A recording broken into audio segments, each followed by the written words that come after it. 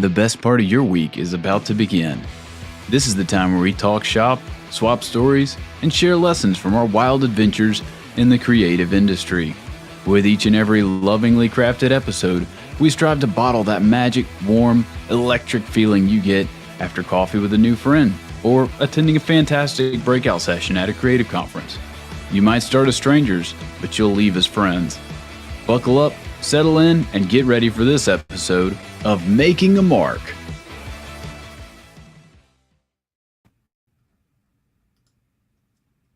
Hello and welcome to another episode of Making a Mark, the show where we bring on fantastic creators and ask them one big creative question. I am joined, as always, by my dear friend, colleague, just plain old Ashley, no intro, Ulmer today. Hello, Bright Cole. How are you today? I'm here, baby. We're doing it. Nice. Some weeks it feels like you're just trying to power through and get at least not drop anything. I think that's the key. Is maybe you didn't crush it, but you didn't drop anything big, and sometimes that's the W for the week. But we're not here to talk about me. Well, we might as well. It's kind of like project managing. Might as well. It's fine. I had last week I had a week like that. I feel like I did literally. I get down on myself. I'm like, I feel like I didn't get anything done this week. But then I'm like, what? I was crushing it in the mom game last week. So I'm like, that's more important than my job. So no kids died, Yeah. You they're all have a well fight with your spouse. Right. No clients fired you. Did you get everything done? Maybe not. But all the stuff happened. She said, maybe one client fired. I don't know, maybe. If you got to pick between safe, happy family and happy clients, you always got to keep the family. 100%. Yeah. Man, look at us like a bunch of professionals over here, kind of teeing up the conversation today, just talking about our lives mixed in with I feel like this little intro, we kind of always have to do this because unbeknownst to our listeners, you and I literally don't speak at all until right now, throughout the week. This is the one time we talk. So it's kind of like a catch up moment, or a 2-minute thing or whatever. I don't know. Yeah, podcast listeners, you guys can just fast forward another 4 minutes. This is me and Ashley's time, and then we'll get back into the episode shortly. Yeah, totally. But for real, let's go ahead and bring on our guests. Who do we have joining us today? We have the amazing Carrie and Trace with us today. What? Hey, guys. Guys, thanks for joining us today. Howdy, hello. He said howdy because he's from Texas. Y'all are so fun. This little intro, I'm giggling over here. Y'all are cute. Wow, that's great. Yeah, it's awesome. We think, hey, if we're not going to learn anything, if you get nothing else out of the episode, at least it feels like you had fun with some friends. That's our goal anyway. Yes. Nice. I do have to say, sorry, podcast listeners, y'all aren't going to get to experience this. You should check it out on YouTube. But both of you guys have very cool, very organized, clean offices. I love that. It's a nice little thing you have going on back here. Yeah, heck yeah. They are nice. Trying. This is a spare room that we have in our house, and so we always like to have a creative space. It's actually in the works, but I guess it looks kind of cool. It for sure looks cool. I also heard, I think it was Nick Goodner said, why are we selling homes with dining rooms? I feel like in this day and age, home offices should be the thing that every house has. And I emphatically agree. We literally looked for that in the house we bought here. But guys, why don't you go ahead and introduce yourself to the audience here? Just tell us who you are, where you're from. And Carrie, why don't you go first? For sure. So I'm Karielys Acevedo. I'm from Miami, Florida, and I'm Puerto Rican as well. I was born in Puerto Rico, but my parents moved over here. And Miami's been home, and I've been in the creative industry for some time. Oh, I love your dog. So cute. Thank you. And I've done different things in the creative industry. I've owned a studio with my husband. I've worked at several churches. I've done client work.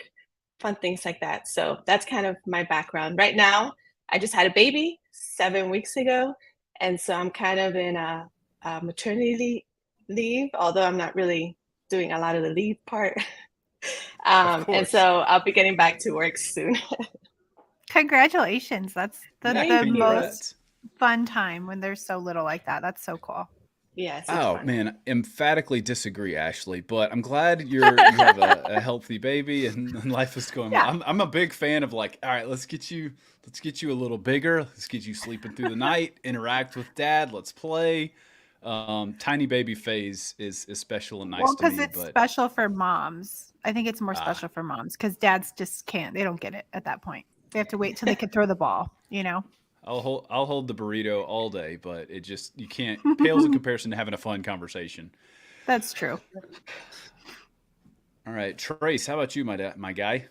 What's up? We could just keep talking kids if you want. I have a new baby as well.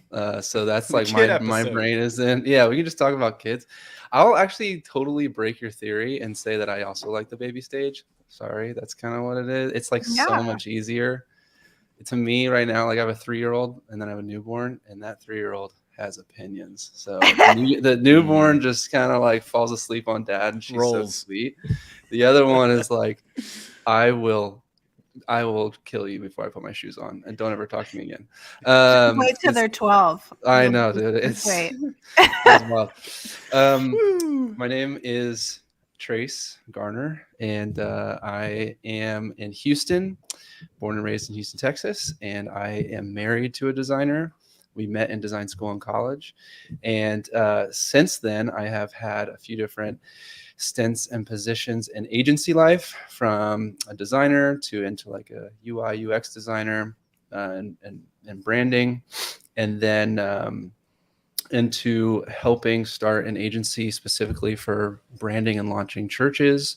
And the current kind of season I'm in right now is about 2 years. I've been doing freelance branding and creative direction for other agencies. So I've kind of had this model of working with what?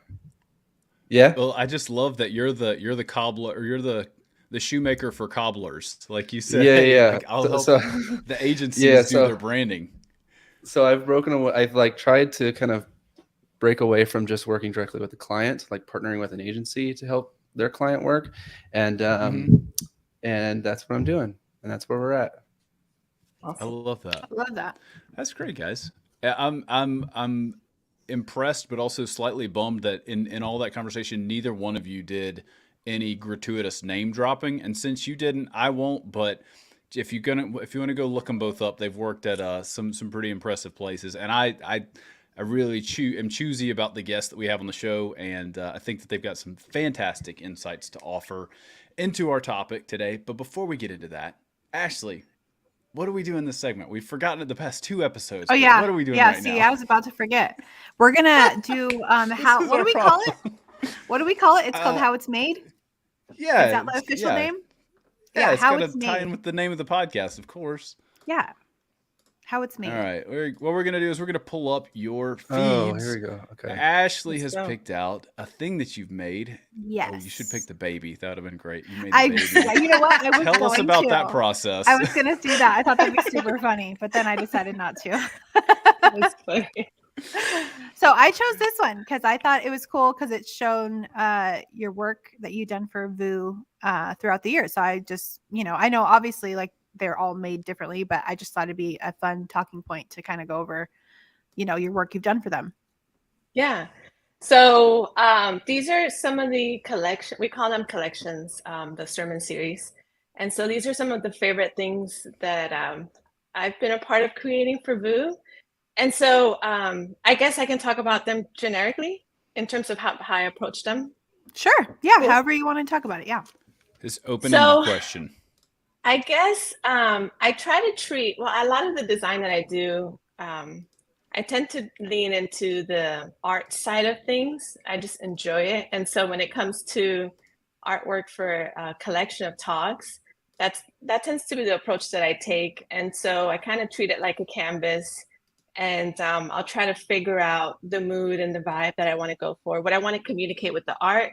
In the context of church, I'm also trying to give it some form of like an industry standard treatment where somebody who's unchurched will be able to relate to it and see it for what it is rather than a church graphic. Yeah. And because a lot of what I'm trying to do through the art that I do with the church is I'm trying to create bridges for the church and people that don't go to church. And so I like people to look at this and say, hey, that's really cool, regardless of whether it's for a church or not. And so I tend to set myself a high standard for I'll challenge myself with every project and see what I can kind of come up with. And that's kind of what I do. And so I'll try to focus a lot on what I'm trying to convey out of the artwork emotionally, mostly, so that people can relate to it without making too many opinions in their head, if that makes sense, before interacting with the content. So that's my overarching approach. That's awesome. I love it. Yeah. Trace, my guy. Ashley, which one did you pick? This is so funny. I picked the flower, the wood. So the top, the middle top. Oh yeah. Right. So I'm aware of Trace makes, but I haven't gotten the pitch on it. Like, what you doing, dog? This is hilarious because I was like, you're gonna go to my Instagram. It's just my kids. Like I was thinking I was gonna ask this question. This is great. I sent Ashley both, and she picked this one. This is great. So I got so I got a degree in painting. Like my college degree was actually in painting, and I got into graphic design at the same time. Cool. And that's where I was like, okay, I'm gonna make money here, but I really wanted to. I got a degree in painting, and that's not necessarily to be like a seal of kind of like authority or justification for this, but it's just like more to say that's really what I was super interested in and fixated on. Yeah. And I'd been doing a series of trying to produce a series of work like every 2 years, 3 years.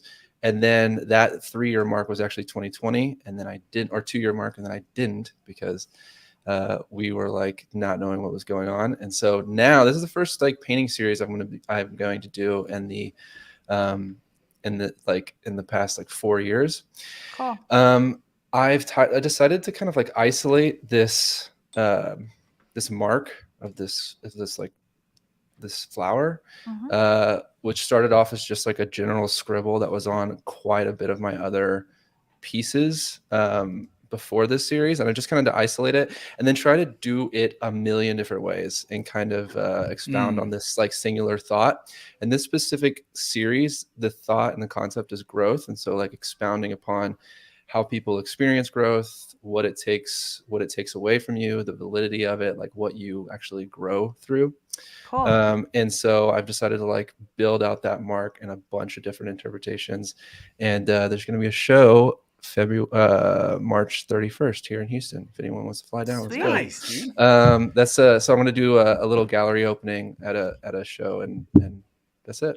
That's awesome. So as far as the actual wood cutting, are you using a glow forge, or what are you So it started with one of them the top middle one that has the flowers on the wall. Or even the one the blue one below that too. Is that paint and epoxy or cool.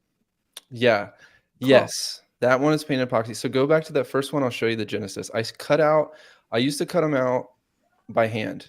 Next one, the little black one, was the very first one I ever cut out with hand, but by hand.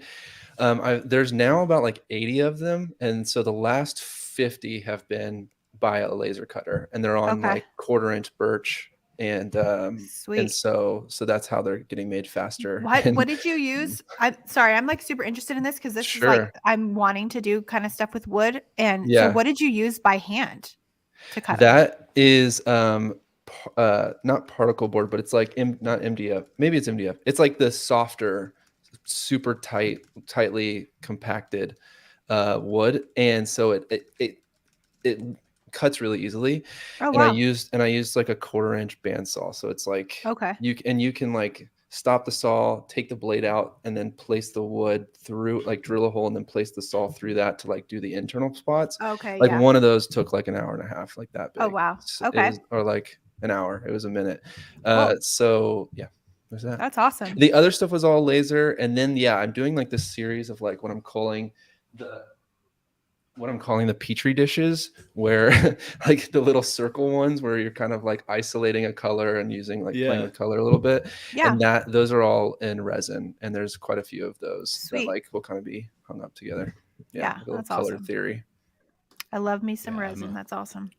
Very cool. And that's my office. That's where I work, in a garage. Oh, okay, cool. Oh, nice. Yeah, like your office is so. I mean, your garage is so organized and like labeled and like exact from what I've seen. Anyway, I haven't been to it. But. Yeah, it's cute. Well, cool, guys. Ashley, what are we talking about today? We're talking about project management. Woo! I'm not gonna lie. Favorite topic. Right? Yeah, literally, like managing projects or staying organized like gives me bubble guts. Like that's like my least favorite thing about work. Like I hate it. Yeah, that's fantastic. I don't mind it too much, but I love it. I think there's. So let's talk. Okay. I think that there's a ton of people that can empathize with you there, Ashley. And I mean, even some of our past guests, like you've heard, like, hey, wildly successful designer, creator, videographer, whatever, like their spouse runs their books or they hire out, help, like just staying on top of organization items. And then I think, interestingly, the three of us here on this call, like I enjoy it. I definitely enjoy creating more, but there is like, it feels good to like know that my people are handled. And I think one of the reasons I get passionate about it is not because, spreadsheets are super sexy or fun or like what I do in my spare time, but more because like, if you are crushing the management of a project from the, like, I know all my items are being executed to the client facing aspects of that, the benefits allow me to do more of what I love. Yeah. So like if clients are happy, they're oriented in the process. If I know I'm not missing things, if I'm thinking less about what items need to happen or, what's included in this process, et cetera, then that means my brain is freed up. Like there's still grueling work, but it's like steps. We're following a recipe and then all my creative energy is spent on projects. Same thing for teams and things like that. But I would love to kind of just go around and talk about, I don't know, like what is your normal approach to project management look like? And it could be, I have nothing, my hair is on fire, and I just kind of like wing it week to week. Ashley, if that is your world, like that's fine. Let's just kind of get a baseline of like what everybody does and how it relates to maybe your job. No, yeah. So I mean, I've worked at agencies throughout the year, so obviously I've been involved with project management as far as not me managing it myself, but following like, the standard or the, the rules and all that, how we did it, which is good. But for me, like as a freelancer, the majority of my career, I've been a freelancer. How I do it is literally as basic as, I have a client who's interested in a project. They pay their invoice. Once their invoice is paid, it's like about a 2.5, 3 week turn time. And I just put them on my list, and I have a running list I use Todoist, a running list of when due dates are, and I just go down my list, and that's literally how I do it. And then I keep, in contact with clients throughout the process.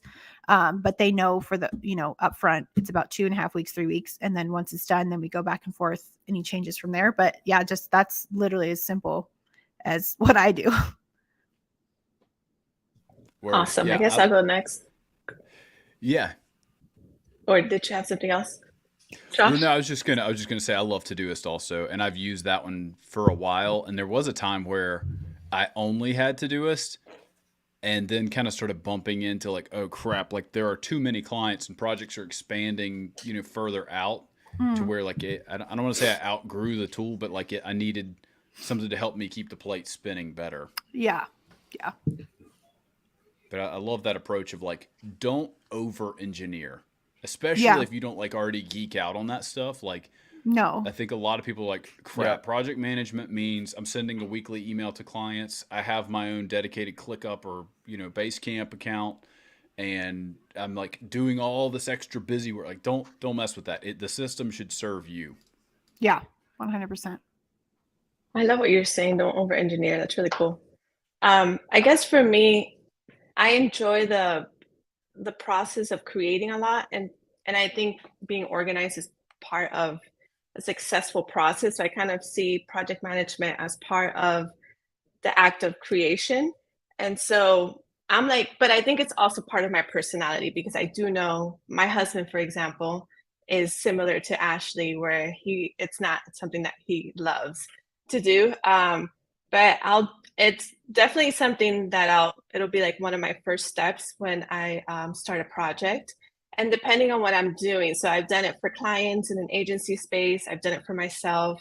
I've done it with teams within a department space, and I've done it across departments for larger projects, like a conference or something like that. And so definitely I'll love a base camp, a project brief, setting everything up properly. You have your assets folder, everybody has clarity on what they need. And so that's kind of my approach. I'm super geeked about it, although it does get a little annoying. And I do tend to get frustrated when I end up being more in that space, in the creative space, if that makes sense. But it definitely is something that I enjoy setting myself up for. Let me ask you this, Carrie. What's your favorite size of project to deal with? Because you mentioned like kind of a pretty wide range there. Like obviously on a freelance side, like just managing yourself or maybe you and your husband, all the way to you're an interdepartmental liaison for a big conference push. Like, where along that spectrum are you like, ooh, that's the sweet spot. This is what I love the most management wise. I tend to fall more in the larger projects because I like to work with other people. I think my strength relies in creative direction. And so my skill set is very good in that aspect and keeping things organized. We're headed towards a certain direction. And I need other people to write copy, to illustrate, to put the layouts together, to do the video. Because I don't have the entire tool set. So I tend to enjoy larger projects, but obviously that has a cap because the bigger it is, if I'm overseeing the conference, for example, yes, and I have to oversee operations for the merch store and things like that, then it gets a little too much, but that tends to be my favorite kind of scope. Okay. Interesting. Because I don't like people, so I prefer only managing myself. And I also really love the work. And so like I'm always got an eye on like, I've never managed a team more than, 4 or 5 people. But even as those teams started to get to that like 5-ish range rather than the 2 range, I was like, I don't like this. More and more of my day is talking about great work rather than doing great work. Yeah. And that's not to say that's true for everybody. I think, some people are like truly in their like sweet spot when they are casting vision rather than, pushing pixels around. But what about you, Trace? Where do you see yourself in that mix? I think, Carrie, I learned a lot from Carrie. I'll say this real quick. Like you were one of the first people that showed or like that introduced the, like the make day idea, like of like putting a day in your calendar to specifically make. That was something that a lot of people, I like in my circle brought up and talked about. And so I think you absolutely have a gift in like how to manage your time that way. Super, super cool. And I think that was really special. My current like workflow it's kind of like split how I have to manage a project. I kind of have what I do and managing myself. And then I am piggybacking off management systems that are used from different agencies. So if I was putting together a kind of system, then I would probably go a similar route where I would, even if you work at an agency or at a church, I would have some sort of like personal organization, some sort of way to catch your ideas, thoughts, like all of those things. I would have all of that personally, and then have a system that could capture that larger scope at the same time. I use Notion as that kind of like that net to catch everything. And there are probably way better people to build templates and use Notion in like all kinds of like cool ways with some like APIs and all this like automated stuff. I have my pages, they look fine, but like I just have pages for specific projects or themes or different things like that But like one of the things that I did that's like been so helpful is just a shortcut on my iPhone to a specific page that's called like what a quick note, essentially. Like this was before Apple did their quick notes. Okay. And like really your what it is scratch sheet or whatever for the day. Yeah. And every single day at like 9 a.m. I have 15 minutes. This is getting into my point number 2. Every single day at like 9 a.m. for 15 minutes, I review what I've like kind of things that I've thrown down and I've thought, and I place them where they need to go in the timeline or anything like that. So like there's never like I know exactly where wandering thoughts go, and then I have a time every day to like reorganize those. And so the point 2 to having like you need a net to like catch everything, is like calendar blocking is like essential. I feel like for any creative who wants to feel like they have control of their life, or like they have the time to actually get the good work done. If anything, you'll learn quickly how long things take, and you can adjust pricing, adjust like scope and scale, or how quick things get done. You realize that you can knock out specific parts of the project quicker. It's just really helpful to like start that process so that you can get control of your life a little bit. So that's so interesting, because I don't do that at all. I just literally do like a list-based system. Like I'll write down, like every morning when I start work, I have to physically write it down on a notepad, like what I'm doing that day. Otherwise I won't do it. And that even goes to like, hey, I need to do whatever, house stuff, laundry, whatever. I have to write it down or I will forget. But I've tried 100%. doing the time blocking thing. But for me, it's hard because like I'll block a time, like I'll be like, okay, from 1 to 2:30, I'm going to do whatever. But then if that time runs over, then I feel like my whole list is just completely jacked. So like, it's harder for me to like constrain the time, because I don't really like, I don't know. I don't know. I You're probably putting too many things on your account. Like that's what I mean. Like it's a great revealer of like, oh, I'm giving myself too much to do. Yeah. That happened to me like right off the bat. I was like, I'm going to do research, mood boards, review the surveys, start the logo, pick up a color palette, and then it'll be 4 p.m. Yeah, and you're like, what are we talking about? Like, so you got to spread it. Yeah, that's so interesting, because I was literally thinking about that this week. That I feel like I really struggle with, like what I call like project overwhelm. Like if I feel like I have too much to do, I just won't do any of it. And then it starts to like compile. So it's like hard for me. Like I get overwhelmed when I'm like, I know I have to do this, and this. I'll just like sit there on it and I won't do anything. So like, I don't know. It's hard for me to. No, that just means you're a bad person and you're less than a designer. That's terrible. I'm just a terrible person. I know. No one else can relate to that at all. You're just really stupid. I know. It's crazy. No, I think there's a ton of people that, regardless of how quote unquote good or natural you are at project managing, what system you use, whatever, we all definitely hit that wall of, oh my God, how am I going to get all of this done? And we all have our different like panic modes, right?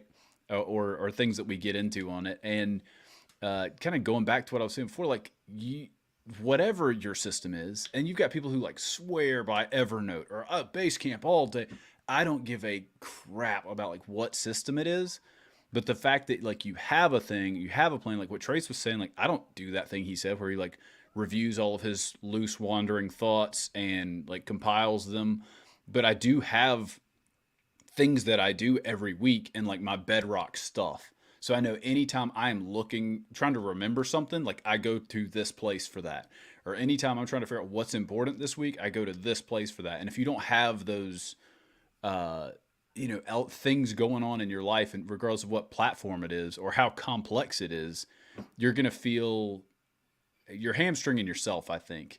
Because similar to what we were just talking about before, and actually I'm talking to the universe, not you. So don't take this as like sure. Josh fixing Ashley. I'm saying like what I've experienced is, it's allowed me, the better my systems are set up, the more work I can take on and still ship and not feel like a maniac. Because there are currently, I haven't checked in a second, but I think it was like 55 open projects in my Airtable. And that would have horrified me 2 years ago because I would feel like I need to like know what the status of all Yeah. this is. And I do, but it's as simple as possible. Like it's literally a spreadsheet. It's not a big like expanding list of stuff because it's just for me. Nobody else is seeing it. And so like just knowing, okay, this thing is ready. This thing's waiting on the client. I don't think about it. And I literally just look at, hey, this stuff is drop dead. These 3 items are due this week. You got some other changes you need to fit in there. And then I kind of reverse engineer my week and go, all right, got to ship these 2 logos. And then these 9 little things are waiting on changes, edits, communication, whatever. So I got to like put my big pieces into the week and then fill it up around. But I chronically do exactly what you were talking about. And even I've got all these systems and architecture and ideas and proof of whatever. I still overfill my week. And then we hit Wednesday night and I go, oh God, I'm behind on 6 things. I got to go re-project manage the last half of my week. The system failed. But aside from me just trying to shove too much stuff into the system, generally, you know, whether you're motivated by money, time, comfort, life, like accomplishment, I think that they will help you get to a better place. So whether you're over a team of people, you want more time to make, like Carrie and Trace are talking about, or you want to make more money, like a really good system will help you to spend more time doing the things that you want to do. Yeah, for sure. Well said.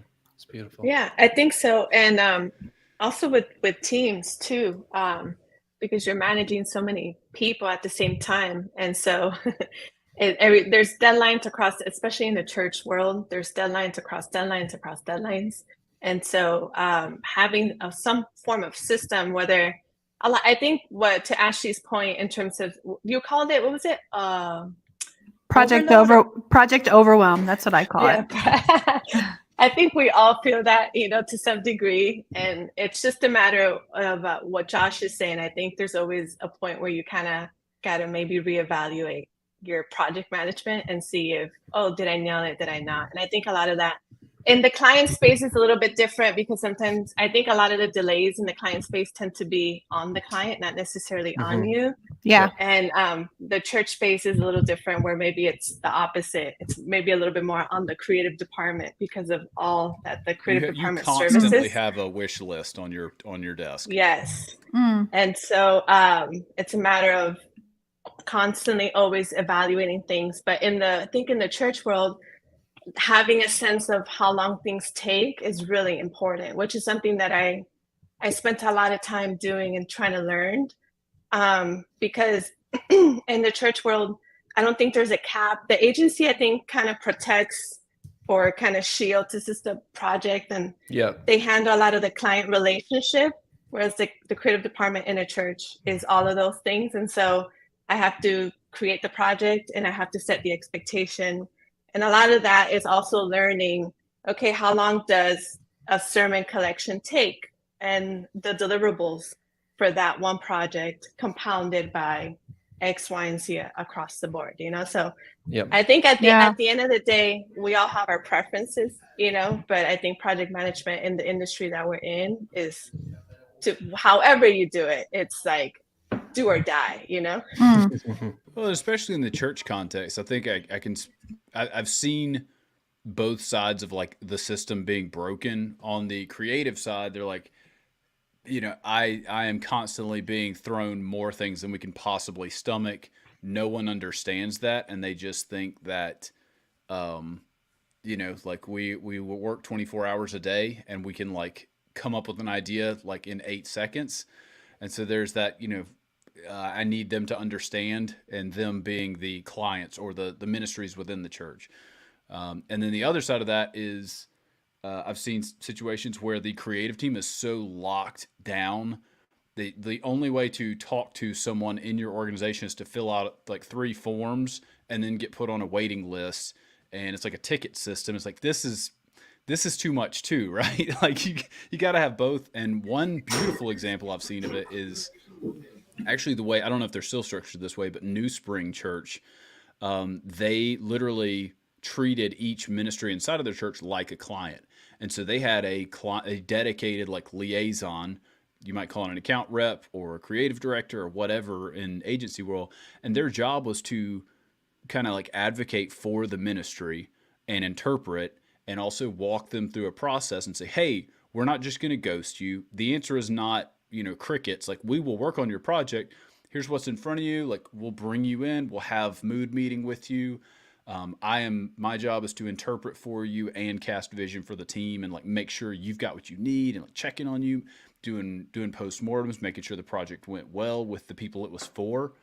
And so when you're like partnering along with them rather than like putting the dukes up, then like people are much more receptive to hearing, hey, it's going to be 2 weeks later, or hey, senior pastor just dropped this on our plate.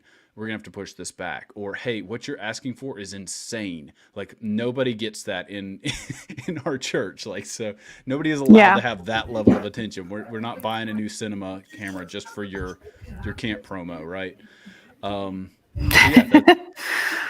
Yeah. Whose turn is it? I feel like I just keep wrecking all the turns as usual. No, I don't know. I don't know. I will go. I will say this because I just was having this thought, like, I don't know what your guys' thoughts are on this, but like for me, like, because obviously, like I struggle with managing my time, I guess. But for me, like personally, I feel like I honestly do my best work when I'm kind of under the gun. Like if I'm like doing things kind of last minute, I do better work. And whenever, like, if a client gives me like a really long timeline, like they're like, yeah, this is due in April. Like for me, I'm like it makes me like, I don't know. Like, I don't know what it is, but I always wait till like it's April. Artificial like, I'll deadlines, wait. Ash. Yeah. Like I don't know. I feel like I do better if someone's like, I need this by 2 weeks, like hard date. Okay, cool. Like I know, like then I start working on it and I don't know. But if I have a really long time, I'm still going to wait till it's like right when it's due. You know what I mean? Like, then I just think about it for those few weeks. I don't know. I do better working quickly. I think that's great. I mean, I think that's just like a muscle that you've flexed the most. So you're like, this is the strongest arm I got. This is the best. Yeah. Like this is the way I do it.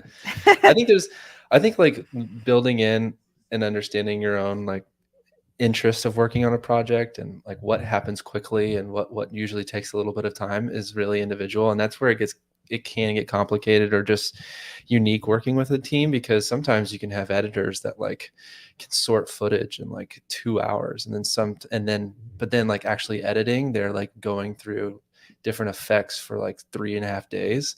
And the other way around, where you might have somebody who it takes them 72 hours to get through footage, and then they land on like a cinema style and an editing style really quickly. And it's funny because like the cake gets baked in the same amount of time. And so I think just like recognizing it's like the perfect Venn diagram of like what part of the process you enjoy most and like what part of the process you're like best at, and like marrying those as clean as possible. Dude, if you like, I would transition from talking about it as if you are waiting out a deadline and just try to talk about it like you're really into like a sprint model, and try to like develop that super fast paced kind of way of working on a project.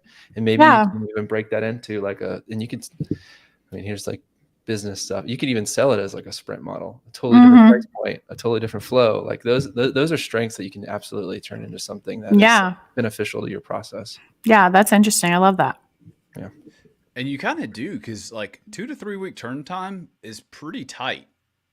Like especially being outside an organization. Like if you were on staff somewhere, like they would expect faster. But like somebody starts a conversation with me, like they're paying extra to get stuff in 3 weeks, or I'm telling them no, depending on other things ahead of them. So I think that there's something to be said too to piggyback off what you're saying, Trace. Like some things just go better and faster if you do it as a sprint on purpose. Like website projects, I've been astonished. Like some of them can take 4 months of steady work from a team, and some of them can take 6 days of like hard work. And like for events or things where it's like, hey, like, oh shoot, this came up, we got to get something up, and the product ends up being pretty darn comparable, but this one took just way more hours than the other for kind of no reason that you can feel on the other end of the project.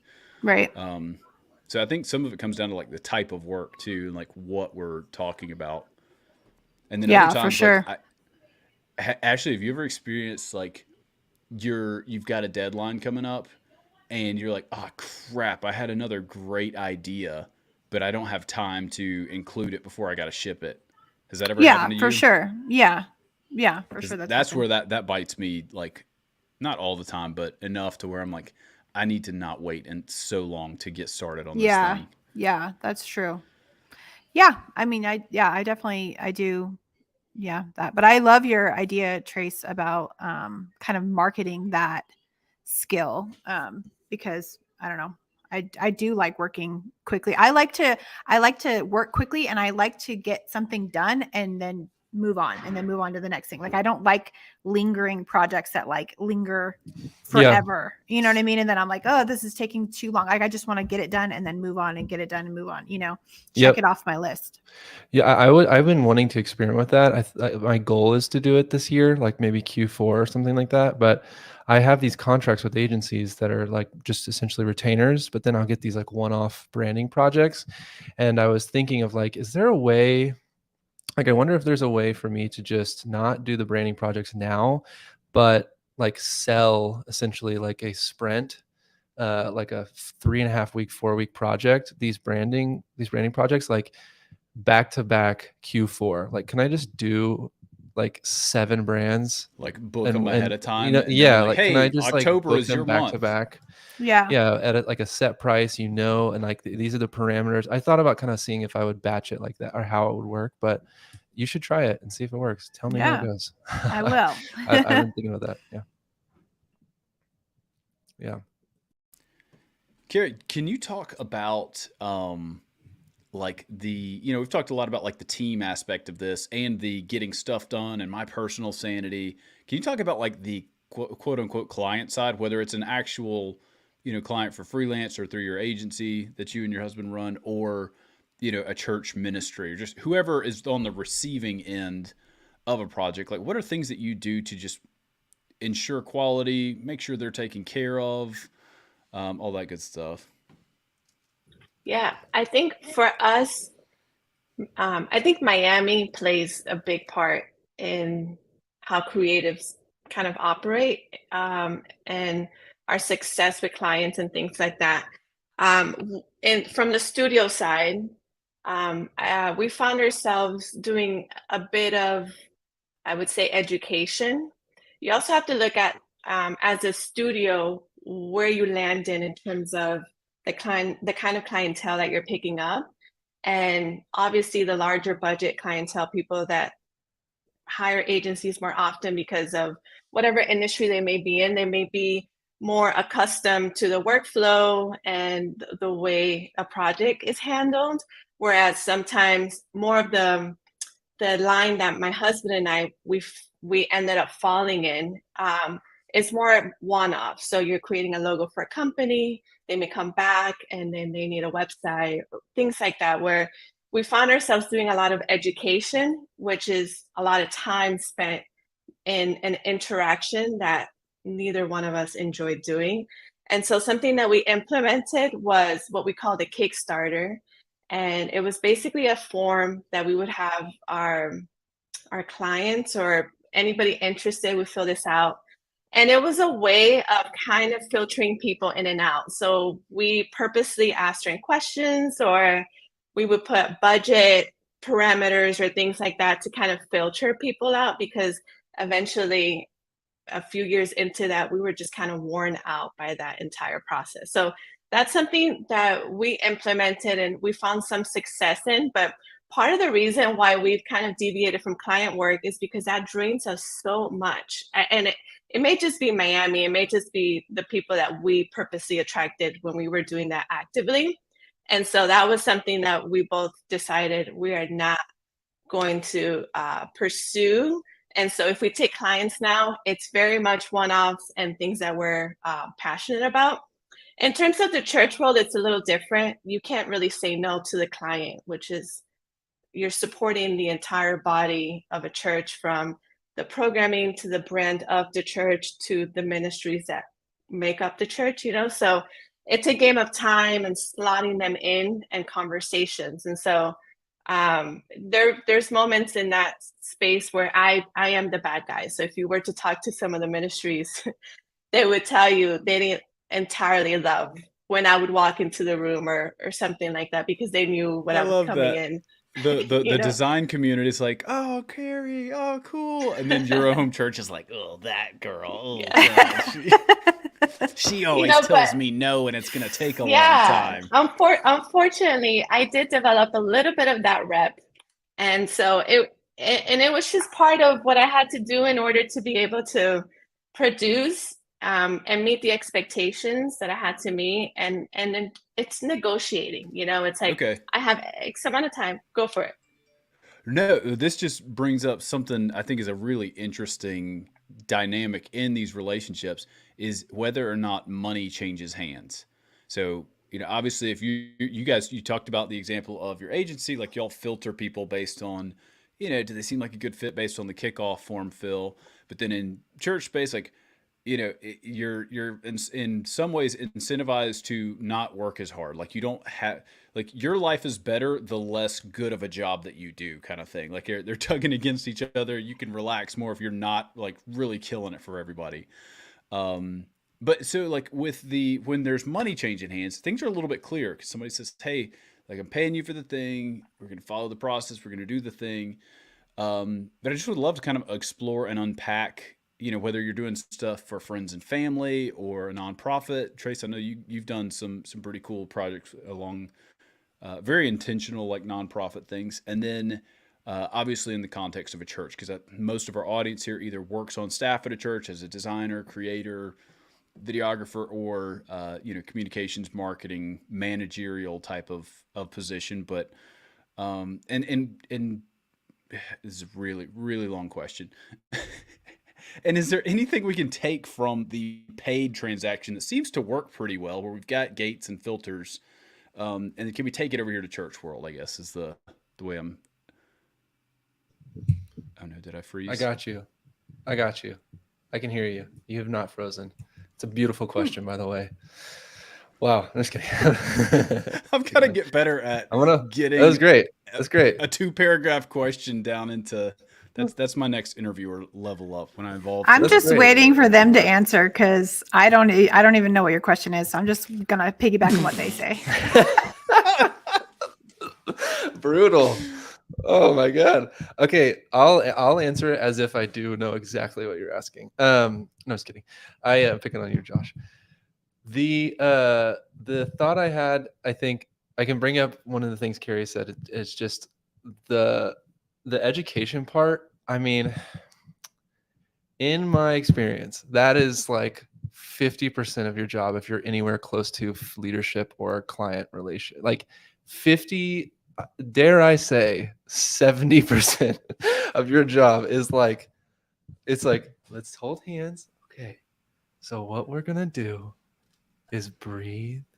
And we're going to talk about what this, like, it is just such a, it's such like a interactive process that can be incredibly draining. There are shortcuts like developing Google slide decks that break down examples of how projects have gone in the past, resources on things to read that can say things better than you.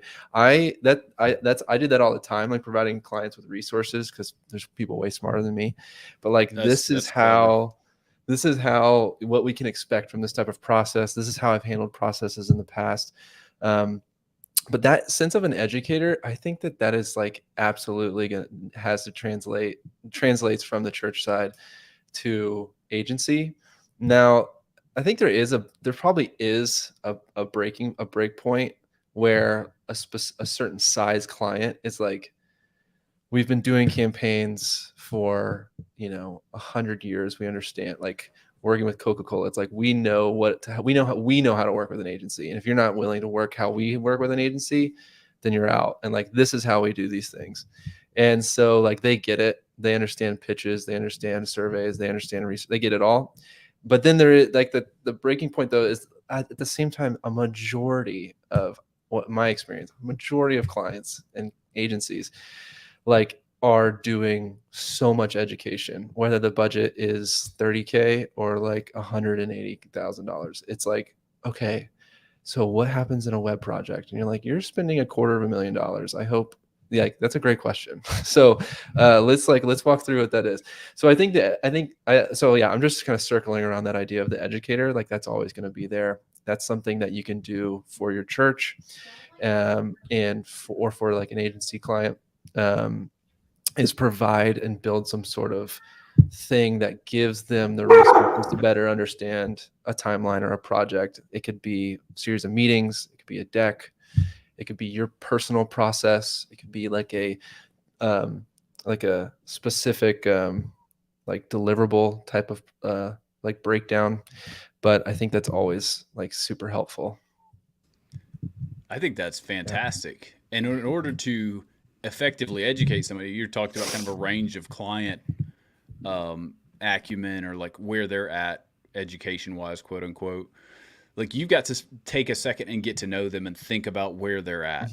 And so like I know for my clients, like one thing, it's going to come across real preachy and awful if you are educating at the wrong level, right? And so understanding as quickly as possible what is their experience working in this type of thing. So I have been shut down before, which feels awful. It feels terrible. So yeah, that's a great point. Yeah, like know where they're at, because I've been pitching, like just running through process, and they just like they like unmute, and they're like, yeah, so we kind of understand all this. Can we move on to the next section? And you're like, stab me in the heart. Okay.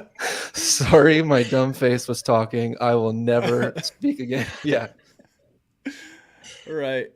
But I mean, like, and then there's other times where like you turn around and that is like wildly helpful, and it was like a pivotal moment in the project. So like I'm always just trying to get somebody to better than where they're at. Like maybe not ideal, but like what is a better version of your project look like? And like if you guys are starting here, I don't like make you feel bad. If you're starting over here, like cool, like let's have that conversation. But Kara, you got anything?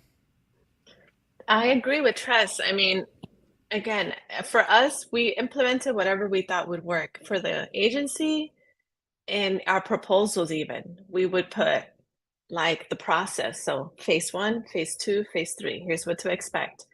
And we would review that with clients because, they didn't understand. I think some of that also translates to the church world because you're working with people who are in a ministry, they're pastors or whatever, their worship team, or so they don't understand certain things. So yes, I think education, like he was saying, is a big aspect of that. And you do spend a lot of time there and translating a lot of documenting it or just having conversations. I think it's part of, as far as you were asking because cash tends to kind of help that, I think when I was at VU, I would think through how can I take the agency model that's a little bit more structured and cleaner and implement it into the church world. And there are churches that I think have achieved a rhythm, like New Spring, and I think Elevation has a great plan too. They also have a team of project managers, which is staffing that not every church has. And so in my case, I just found that spending time in incorporating that into the organizational structure was too much work. And so I never really, the most I got to implementing was like a design request form that automated into like a Basecamp thing that then we would manage.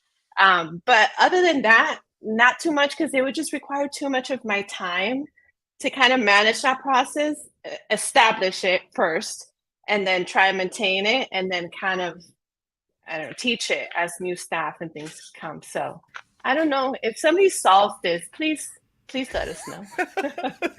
That's what you're here for, Carrie. You solved it. You're here to give us the advice. It's funny. It's funny because that same system, where essentially like dropping requests into a Slack channel, was exactly like how we did it, like at the Bible Project. That's exactly how it happened at an organization with 60 plus people. That's exactly how the same thing happened that way. Like that's if it broke out of like because we'll do like quarterly, like monthly and quarterly planning and like going through projects that way. But if there was like a something that didn't show up in those meetings, it was the same way. It was just a Slack channel, just be like, hey, help. And then you had to approach it that way. And it was like, okay, all right. So yeah, sometimes that's the best route. This is stay fluid. Yeah. Yeah. I think, I mean, not to keep like pushing my original point through in all these conversations, but I think that finding that sweet spot, like that cross between it's as simple as possible, but like we also have a game plan for things that happen regularly. And so if it's some crazy request, and like you're saying in the Bible Project example, like, oh, this thing happened, like we've got to scramble. Slack, I don't know what I'm doing. Like, it is awful for you to then go, sorry, Jennifer, you got to go fill out Form X before we can schedule a meeting to talk about your right. Like, it's a team effort. We're trying to like solve the problem together. But then if you've got, hey, the women's retreat is coming up again this year. It's in 2 weeks. Can I get some promo graphics? Carrie, please help. Please help. You say, love of God, like we do this we have events 8 times a year. We have a process we flow through. We talked about this 3 years ago. Yeah. It's now year 3 of you like ruining my life every September. And so like, that's why I say like, Josh has been hurt before. He's lashing out. Yeah. And I think that part of our responsibility to own in this is don't get dogmatic with the people on either side of it. Don't get dogmatic with the designers. Don't get dogmatic with your quote unquote clients. Yeah. The thing that you are bulldogging and championing and like being ruthless with is efficiency with the number of meetings, the types of meetings, who's at meetings, how often are they happening, the outline for them, how many fields are in this form that I'm asking people to constantly fill out. Because if you're like, hey, I need to know just a litany, like 38 questions of details for us to do a sermon series, people are not going to like, even if they are willing to do the work, they're going to be sad every time. Their first touch point with you is a sad one. Right? Yeah. And so like, so you got to tell them, do better. It's sad. Figure it out. Work really hard to like be delightful when you can. Work really hard to harvest 4 answers out of 1 question in a form. Still have the form. Still have a plan. And like with your Basecamp, like do you have, or your project management system, hey, everybody, you got to stay in Basecamp. You got to follow the rules. The rules are simple, though. I'm not asking you to update every sub-item. And like we've got 19 tiers of a sermon series. That's overkill for our church of 300 people and our staff of 2 creatives. So like just keep it as dumb and simple as possible. And that's what you get ruthless about is that middle ground, the interaction points. It is your job to make that effective, delightful, simple, streamlined as possible. Well said. Yeah, for sure. Wow. Got really passionate about form fills yes. there for a second. I will say though, like through all this, like I said, I'm not good with, I don't like this kind of stuff. Working for like the first agency I worked for back in, it was like 2013. They taught me like all these type of things, like as far as even like file organization, like how we upload projects. I could talk about files forever, Ashley. That's a whole separate episode, not today. Yeah. Okay. Well, okay. But anyway, all that to say, because of those things, even though I didn't like learning that because it's just not fun for me, it does still play out in the way that I do work today. So yeah, so it is helpful. Yeah, it is helpful for sure, but it's just not my favorite thing in the whole world. Yeah. Great point. You got to eat your vegetables. I don't want to. You need them nutrients and you get constipated. Oh my God. Guys, this has been great. Yeah, I would love to we got to draw something, guys. We got to get into our time. It's time to make a mark. And I haven't thought the chat has been a just colossal bummer today. It's just literally Dustin, dead. Love you guys. Thanks for showing up. But sweet Lord, like nobody came through in the chat today, which is a weird. It made me sad. Y'all are the 5th person on the. They're too busy taking notes. Yeah, they're too busy project managing themselves. It's crazy. It's like they're signing up for Notion right now. They're like changing their life. Yeah. So, yeah, I don't have a prompt because normally we ask them 30 minutes. I do. You do, Ashley. What you got? Well, just based on, like you just said, eat your vegetables, because I think it is like the project managing is eating your vegetables, right? It's like something you have to do. Nobody wants to, but you probably should. So I think we should do like a vegetable thing. I love it. All right, guys. Great. So you got your Sharpie. You got your paper. Let's do it. You got 60 seconds. What do you mean a vegetable? We're drawing a veggie. What do you mean? Nope, vegetables. That's all you Draw get. vegetables. That's all you get. Okay, 60 seconds. Ready, go.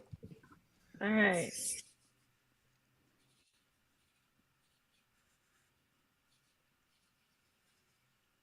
How many vegetables? Is pineapple a vegetable?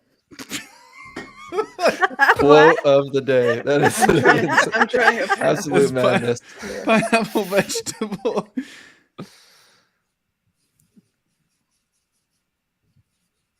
Oh God, broccoli. Okay. Whoa, you drawing broccoli too? I actually started with broccoli and it turned into mushrooms, and I'm much happier with that choice. This is harder when you don't really know your vegetables. I'm not well versed in veggies. That's what I'm figuring out right now. It's like vegetables, apples. I don't know what this is, but cheeseburger. All right, guys, maybe? Vegetable quiz is over. Wait, was that a minute? Holy cats! Yep, holy cats. All right, everybody, show your work. Wow, this is. I drew a bunch. I don't know, pineapple, broccoli, tomato. They're so fun, guys. I would say this is the tightest grouping we've ever had in quality. Actually, that's a pretty broccoli. Next challenge for you is you're not allowed to put a face on it. Oh, I can't. I can't not put a face. I just can't. I think we've been doing this exercise for about 12 episodes now, and you humanize every single one has to have like cartoon eyes. Yeah, that's just the way my brain goes. You've turned a bloody cowboy hat into it was smiling. Like you've done it all. It doesn't matter what it is. Oh, guys. This has been great. Here's the folks in the chat. Everybody's working today. Everybody's busy. It's a busy week for everybody, apparently. Joshua said mine looks like a still life. Thank you. I'm gonna acknowledge that comment because that's exactly what I was going for. I was going for salsa ingredients, still life version. Wow. Thank you. It kind of reminds me of like a wallpaper from the 90s or something that you would have like in your kitchen, with like the little like. I'll send it to you. You can do that. Okay. Thanks. Love you guys. Huge shout out to our guests for joining us in today's episode. We'll have links to them down below in the show notes. If you've enjoyed today, please drop a comment in the video. I'm very, very disappointed in the live chat, so please make up for it in the comments and reviews afterwards. I didn't realize how much I was really looking forward to hearing our silent guests in the episode, and they were a no-show. You hate to see it, but Trace, Carrie, you guys were delightful and made up for it. And Ashley, always a pleasure. Love you guys. Thanks for being here, guys. Until next week. Adios. Thank you, guys. This is fun.